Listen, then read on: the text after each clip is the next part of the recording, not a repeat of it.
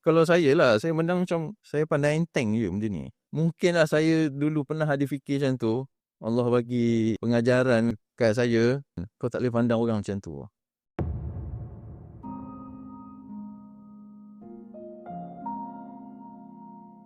Pindah kampung, start kerja kat sini dulu.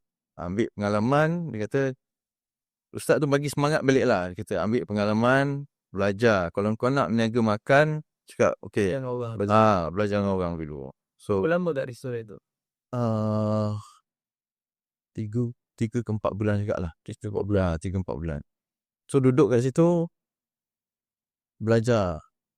Barang sampai, saya nak kena buat apa. Basuh ayam. Okay. Tapi masa tu kita belaga tau. Sebab kita ada degree. Betul. Tak kena buat kerja ni. Kan. Masa tengah dah saya decide dah, okay, kita buat tu. Kita terfikir macam tu. Macam, loser gila aku ni. Anak ikut sekali. Penuh sekali. Anak saya umur setahun lebih tu. Duduk sekali. Bawa meniaga sekali. Meniaga pula, kerja sekali. Duduk lah kat situ. Rumah fokus pada yang owner kedai ni. Dekat Ampang ni. Isteri dan kerja sekali. Di Restoran yang sama. Di restoran sama. Restoran apa boleh? Restoran apa? Dia kedai Tom Yum. Kedai Tom Yum. Dia kedai Tom Yum. Owner dia Ustaz Syuk nama.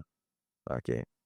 Tapi dia punya head chef dia yang banyak saya belajar lah dengan Pak Anjang dengan Mak Anjang ni. Dia orang Kedah. So dia orang ni yang banyak ajar kita orang operation kedai. Kat sini friends. Kita dengan sini kita nak lawan kita punya malu tu. Maksud saya duduk kat dapur je. Dia tu cakap, kau tak boleh duduk kat dapur je. Yang ustaz tadi tu dia datang check. Cakap kau tak boleh duduk kat dapur je. Pergi ambil order. Pergi order pula. Tu cakap. Nak pergi ambil order tu macam, alamak, macam mana aku nak buat benda ni? Susah rupanya kan. Sebenarnya, tapi dulu, Benda tak biasa. dulu masa kita bekerja, kita pandang ni, kalau saya lah, saya pandang macam, cepat je. Saya pandai enteng je benda ni. Yelah, saya order pun. Kerja macam, so macam kan, orang macam ni tak berpendidikan. Betul. Saya macam tu. Mungkinlah saya dulu pernah ada fikir macam tu.